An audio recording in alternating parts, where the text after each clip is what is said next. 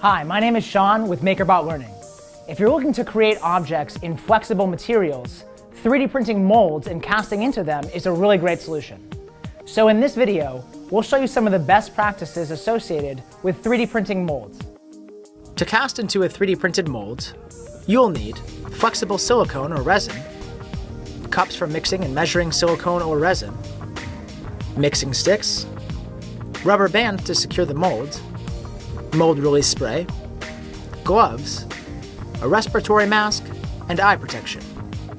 A great application for this is the bike handle grip mold created by Thingiverse user R. Conroy. After downloading the file, in MakerBot Print we can select standard settings and send to print. Because of the size of the mold, we chose to print it on our MakerBot Replicator Plus.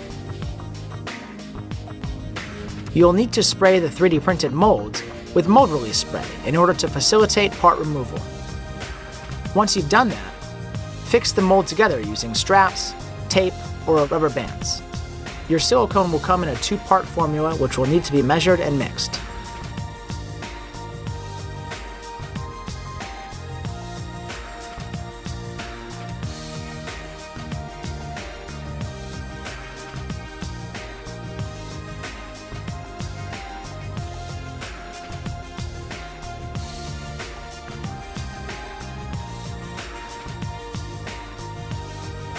Be careful not to mix too quickly, or you will stir in air bubbles.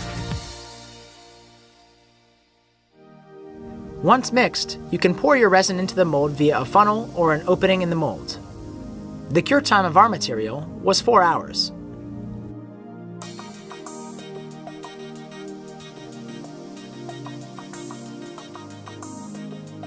Once your model is cured, you can pull apart the mold, being careful not to damage the cured part.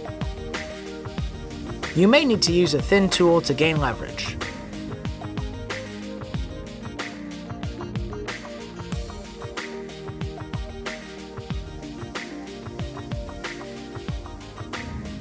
Carefully remove the part from your mold.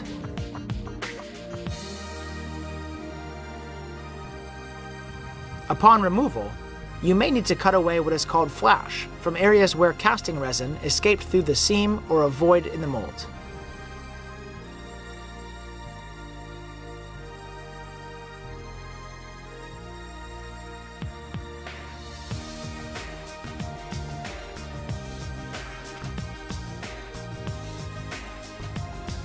Once your part is cured and removed from the mold, it's ready to post-process further or use right away.